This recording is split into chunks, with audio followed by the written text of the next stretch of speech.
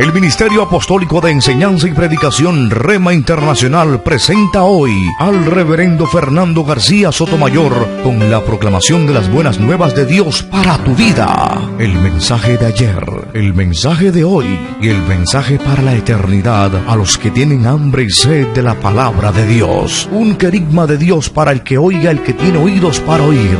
Escuche el dabar del Eterno a las naciones. Ahora es el tiempo para recibir el rema del Espíritu Santo a tu espíritu. Escuchemos con fe la memra del Señor para el alma.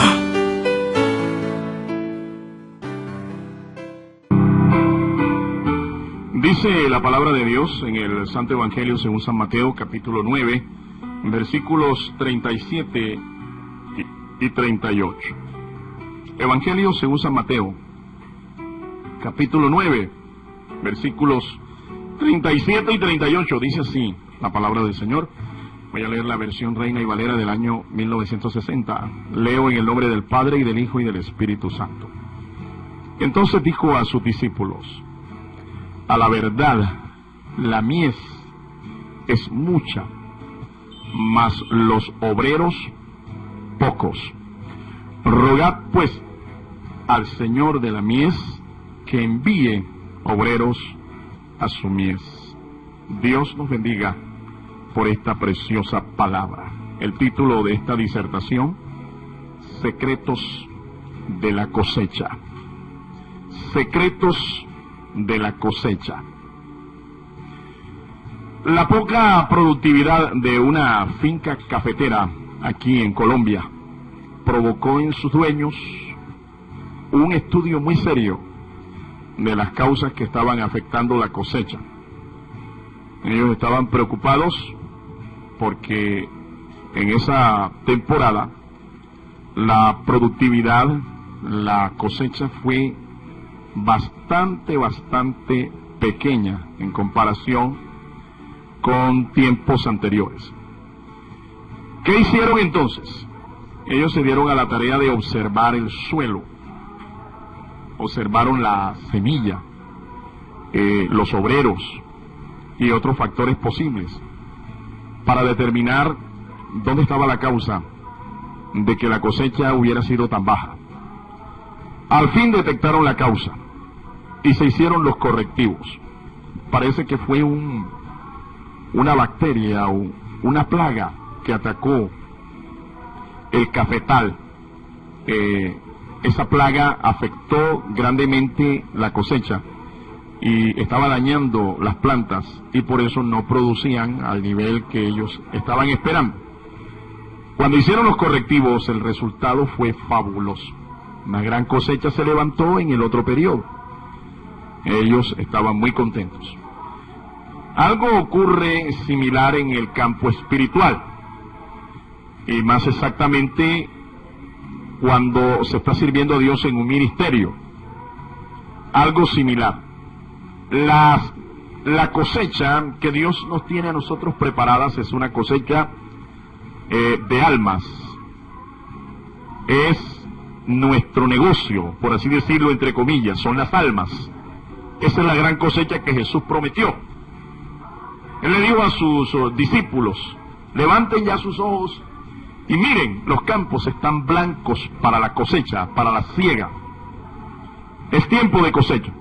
Pero a veces no se da la cosecha de almas que nosotros deseamos, que el Señor ha prometido en nuestro ministerio, y tenemos que pararnos para determinar por qué causa, por qué razón no se está dando los resultados que esperamos. Dios es un Dios de abundancia, un Dios de productividad, no de estrechez y de escasez. Así que una abundante cosecha de almas Él quiere dar a la iglesia. Y nos preguntamos, entonces, ¿qué hay que hacer para tener esta gran cosecha? ¿Cuál será el secreto? ¿Cuál es el procedimiento a seguir? Vamos a conocer algunos secretos para conquistar esta bendición de Dios, lo que Dios ha prometido para su iglesia. Un poderoso avivamiento que nos traiga una gran cosecha de almas para el reino. En primer lugar, el primer secreto consiste en romper las ataduras espirituales. Romper las ataduras espirituales. Entre ellas, entre estas ataduras, encontramos que algunos creyentes, algunos miembros de la iglesia, se consideran poca cosa para Dios. Y al considerarse poca cosa, gente de una estima muy baja, ellos creen que Dios no los puede usar, y de hecho se paralizan y no reproducen su fe en otras personas. Ahora, cada cristiano tiene la virtud de Dios, tiene el poder de Dios, tiene la vida de Dios para reproducirse en otra persona, para compartir su fe con otras personas y ganar fruto para la gloria del Señor. Cuando un creyente no lo hace, generalmente se debe al hecho de que está atado espiritualmente. Está atado. Su autoestima la tiene baja, por eso no hace evangelismo, por eso no testifica, por eso no habla del Señor a otras personas. Por eso es como una especie de creyente mudo. Un cristiano mudo no da testimonio de su fe. Y por supuesto, como no da testimonio de su fe, es muy difícil que se gane a otras personas para Cristo. Ahora, las ataduras espirituales se tienen que romper, porque Dios promete entregarnos las naciones para congregarlas en un solo pueblo. Dios promete entregarnos las naciones. El Evangelio se tiene que predicar a todas las naciones, y en todas las naciones hay fruto para el reino de Dios. Hay almas que le pertenecen a Dios. Él quiere congregarlas en un solo pueblo, una sola familia. Es la casa de Dios, es la iglesia. El compromiso que tenemos entonces involucra al mundo entero, y esto comprende las etnias del mundo entero. Todos los grupos étnicos del mundo necesitan escuchar el mensaje del Evangelio. Comprende también las generaciones de las familias cristianas, es decir, nuestra descendencia. Nuestros hijos tienen que ser cristianos. Nosotros no podemos permitirle al diablo que se robe las almas de nuestras generaciones. Al menos en una iglesia debe haber crecimiento en cuanto a las generaciones, un crecimiento generacional. Debe presentarse. Cada año, cada familia debe hacerse el propósito de ganarse a aquellos que no son convertidos a Cristo para traerlos al reino. Comprende también los pueblos no alcanzados por el Evangelio. Hoy en día se habla de una ventana 1040 en donde millones de personas no han sido alcanzadas por el Evangelio. Así es que en esa promesa que Dios nos ha hecho de entregarnos todas las naciones están involucradas etnias, generaciones y pueblos no alcanzados por el Evangelio. Otra atadura espiritual a vencer es el temor y el desánimo. Muchos creyentes no testifican porque el temor los paraliza. Están desanimados, están más enfocados en sus problemas.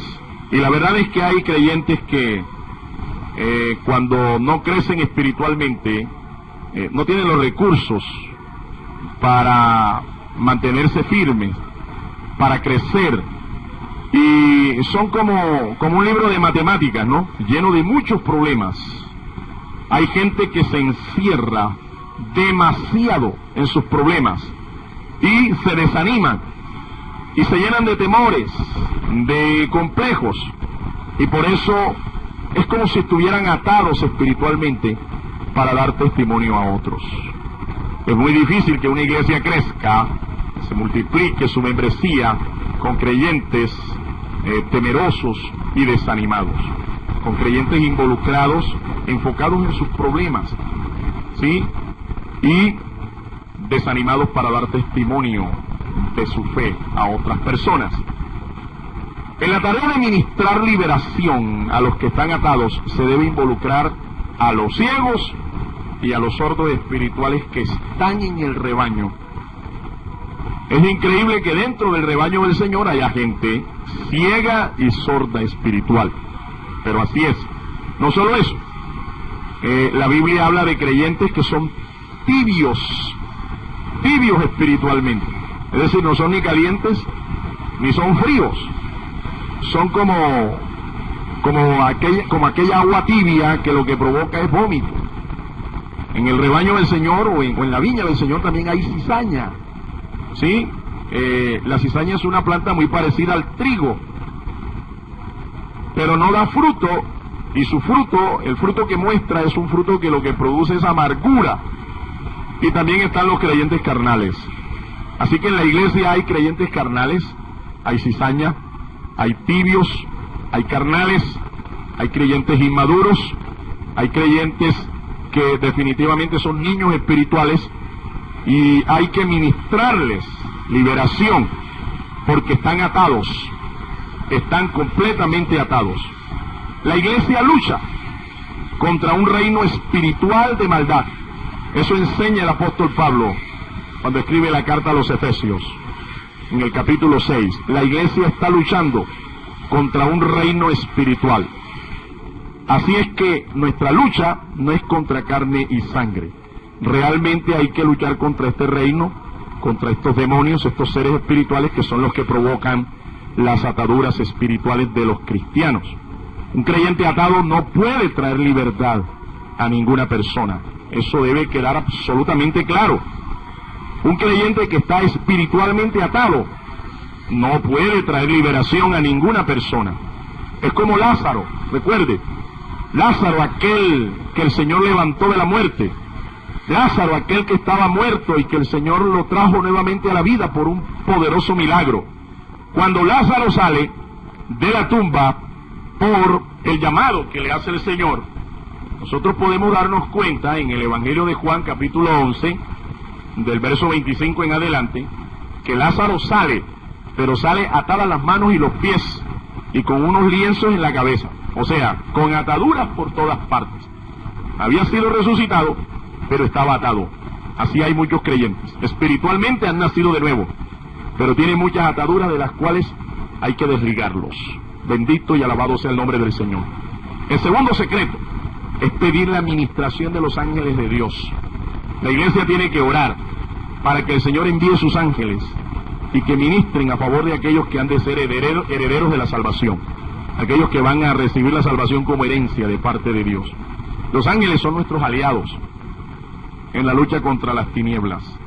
Ellos son seres espirituales, ministros de fuego, que Dios envía por nuestra oración, por nuestra intercesión, a favor de aquellos que van a recibir la salvación como una herencia. Por eso hay que decirle al Señor que por su misericordia envíe ángeles que nos ayuden en este proceso de evangelización, que nos ayuden a penetrar las tinieblas con ángeles poderosos, ángeles de guerra espiritual.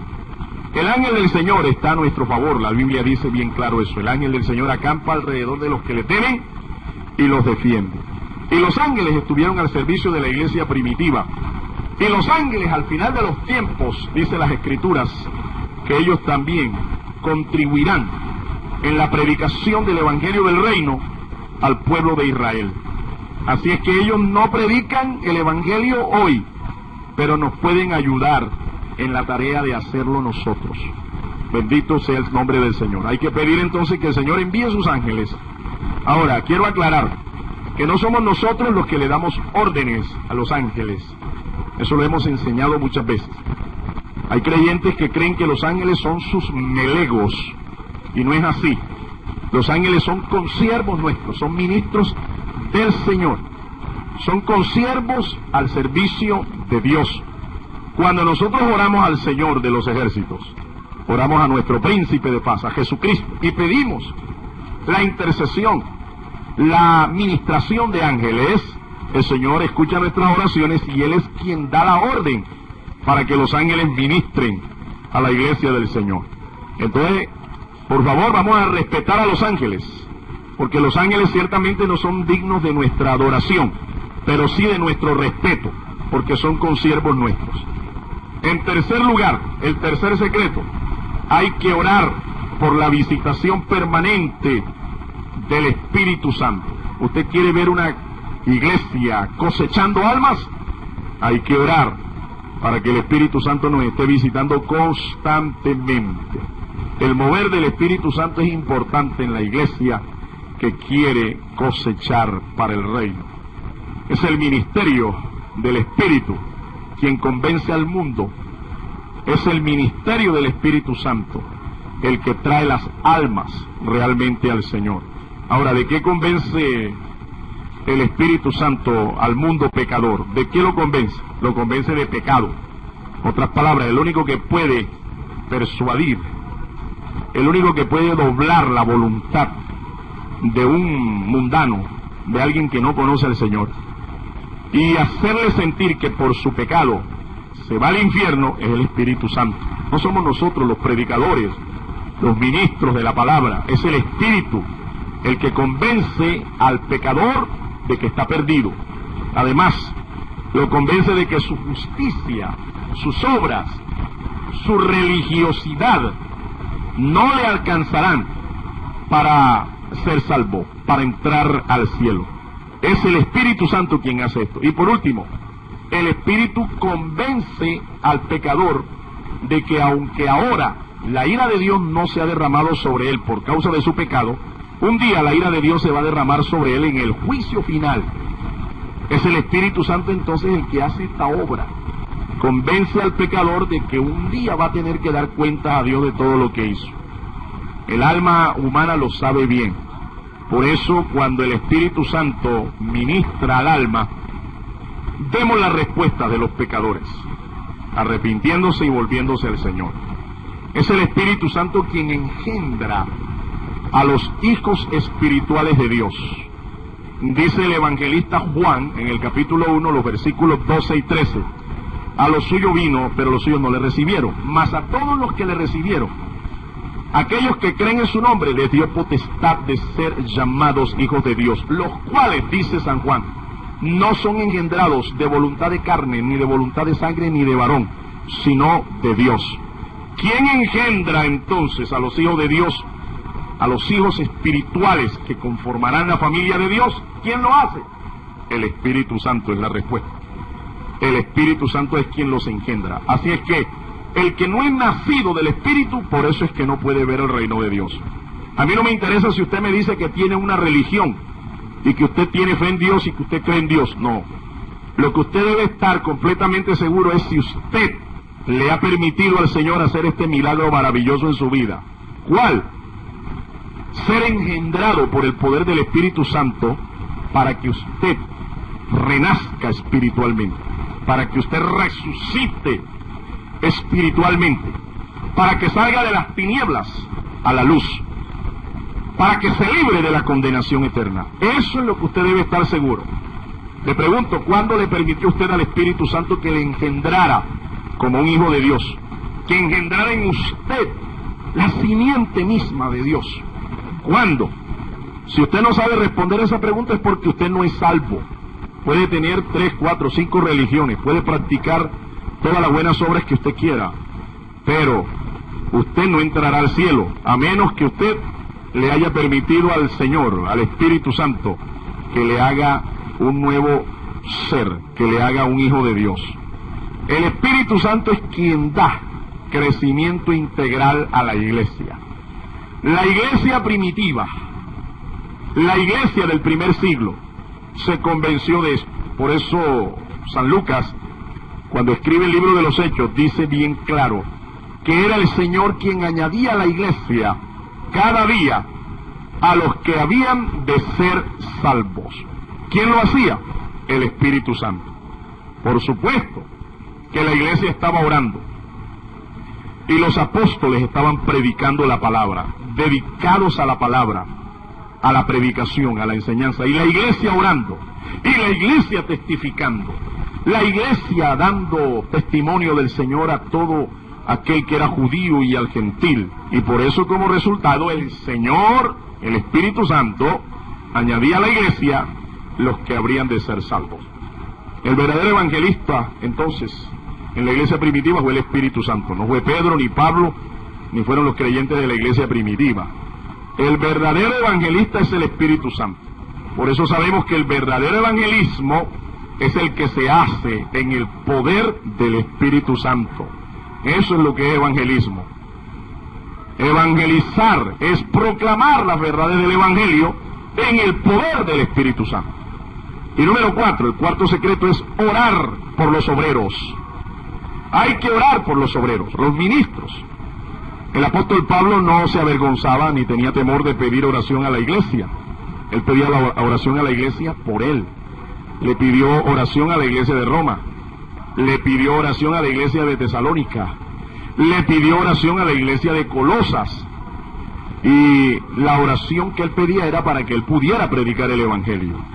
De modo que no se sorprenda cuando un ministro de Dios pide oración, no es porque está en pecado, no es porque anda mal, se torció, anda chueco o se cayó por allí. No. El ministro generalmente pide oración es porque necesita el respaldo, necesita la unción, la sabiduría, la guianza del Espíritu Santo para seguir predicando la palabra. Dios levanta obras muy fácilmente. Para Dios esto no es complicado, esto no es difícil. Lo hace en poco tiempo. Pero le cuesta a veces toda una vida formar un obrero. Quiero que ustedes mediten esto, porque es muy importante esto. Dios levanta obras, Dios levanta iglesias, ministerios, los levanta rápido, en poco tiempo. A Dios no le cuesta hacer eso. En los sitios en donde usted menos cree, Dios levanta una obra y de pronto usted ve que ese lugar se llena. Hay respaldo de Dios. Pero le cuesta a veces toda una vida formar a un obrero. ¿Quién es el obrero? El que está al frente de la obra, el mentor de la obra, el pastor de la obra. Para Dios, escúcheme, el obrero es más importante que la obra. Entiéndalo bien claro. Para Dios, el obrero es más importante que la obra. El sostenimiento entonces de la obra misionera por medio de la oración es responsabilidad del pueblo de Dios. El pueblo de Dios tiene que estar orando constantemente. Es una responsabilidad para que Dios levante obreros y los envíe a hacer la misión. Los obreros siempre serán insuficientes para la gran cosecha de Dios. Hay escasez de ministros hoy en día. Ahora, yo no digo de falsos ministros, esos abundan bastante. Usted encuentra falsos ministros en todas partes, en todo lugar y en todo tiempo los ha habido. Me estoy refiriendo a los obreros de Dios. Siempre serán escasos, siempre serán insuficientes para la gran cosecha de Dios. Por eso es que hay que orar. Es necesaria la oración por obreros porque ellos ministrarán la compasión de Jesucristo por aquellos que no tienen un pastor. Jesús, cuando dijo estas palabras, la mies es mucha y los obreros son pocos, en el contexto del pasaje, Jesús se había quedado contemplando a las multitudes y sintió compasión por ellos, porque los vio como ovejas que no tenían un pastor. Por eso es que es necesaria la oración por obreros, porque ellos van a ministrar la compasión de Jesucristo por aquellos que andan sin un pastor, sin un mentor espiritual. Los obreros deben ser llamados y deben ser establecidos por el Señor Jesucristo. Es importante que usted entienda. Nadie se autollama al ministerio. Esto requiere de un llamado divino, un llamado sobrenatural. Hay obreros que dicen que Dios los envió, pero nosotros los vemos sin una cobertura espiritual. Por ello nadie responde. Y cuando uno les pregunta, ¿a qué concilio pertenece usted? Muéstreme sus credenciales. ¿Qué seminario lo capacitó usted, lo entrenó, lo certificó como un graduado de teología, de Biblia? Y ellos dicen, no, a mí me llamó buen Señor y mi pastor se llama Jesucristo. Y yo no necesito credenciales, porque yo tengo la unción, el poder y la gloria de Dios y con eso es suficiente. Es más, muchos dicen, yo no necesito estudiar oratoria, ni homilética, ni hermenéutica. ¿Sabe qué, pastor? Yo lo que necesito, y usted también, es ayunética, rodillética, vigilética. Eso es lo que es. Y con eso lo que está demostrando es falta de respeto al llamado que Dios hace a los que verdaderamente establece como sus ministros. demuestra falta de respeto al ministerio en general y un abuso, es un atrevimiento. Eso no pasa en el gremio de los bomberos, eso no pasa en el gremio de los policías, en el gremio de los médicos, en el gremio de los aviadores. Allá nadie va a decir que está porque Dios lo llamó. No, allá está porque estudió, se capacitó, alguien certificó que él se graduó. Pero nosotros, en cuanto a lo espiritual, a lo ministerial, ni siquiera preguntamos: ¿y quién es el pastor que a mí me está predicando? ¿Quién lo respalda? ¿Quién es su cobertura? ¿Quién responde por él? De eso no nos preocupamos, no nos interesa. Y eso que lo que ellos enseñan supuestamente es lo que nos va a preparar para llevarnos a la eternidad. Así que, mi estimado oyente, yo le animo, le exhorto para que usted examine quién es su pastor, quién es la cobertura ministerial y espiritual de su pastor, porque lo que ellos tienen, de eso dan. De lo que ellos tienen en su alma, en su espíritu, de eso dan. Y si un pastor está sin cobertura, está sin autoridad espiritual sobre él, a nadie le rinde cuenta. ¿Qué cree usted que va a engendrar en usted? ¿Qué cree usted que va a recibir? El mismo espíritu de rebelión, el mismo espíritu de insujeción, el mismo espíritu de irreverencia. Eso es lo que va a engendrar. Los obreros deben tener por eso un corazón pastoral, un corazón pastoral. Los obreros deben tener también vocación por las almas, vocación por las almas. Nuestro negocio, como dije, son las almas. No es la lana y la leche de las ovejas, no, son las almas, su desarrollo espiritual. Verdaderamente interesarnos en las necesidades de ellos, y principalmente las necesidades espirituales. Y por último, los obreros deben ser siervos, dignos del rebaño del Señor, y no asalariados voraces, con el corazón de lobos rapaces. De eso va a haber bastante en los últimos tiempos, por eso es que usted tiene que saber. Mire, yo le exhorto a usted, mi estimado hermano, estimado oyente, amado consiervo, mire, examine qué es lo que le están enseñando, examine eso, tenga mucho cuidado con lo que a usted le ministra. Cuando un ministro de la palabra comienza a hablar bien del lobo, las ovejas deben preocuparse, ¿sabe? Usted como oveja debe preocuparse. Por eso hay que tener mucho cuidado con aquellos que nos ministran. ¿Qué es lo que nos están enseñando? Los obreros deben ser siervos, dignos del rebaño del Señor, y no asalariados voraces, con el corazón de lobos rapaces. Y concluyo, nos gustaría ver una gran cosecha de almas, un gran avivamiento espiritual en la iglesia del Señor, un aumento en la membresía, en la economía del pueblo de Dios. Pero debemos recordar que aunque el Señor ha prometido esta gran cosecha, es necesario recordar las palabras del apóstol. El apóstol Pablo dice, inspirado: el labrador, para participar del fruto, debe trabajar primero. Dios no va a bendecir a pastores flojos, pastores que se levantan a las 11 de la mañana, que no oran, que no estudian la palabra, que no hacen la obra de evangelización y de enseñanza, que están dedicados a otra cosa, menos a lo que tienen que estar dedicados. El labrador, para participar del fruto, debe trabajar primero. Dios nos ayude a cumplir con nuestro ministerio y tengamos una cosecha abundante en este tiempo, para su gloria y para su honra. Amén. Dios te bendiga.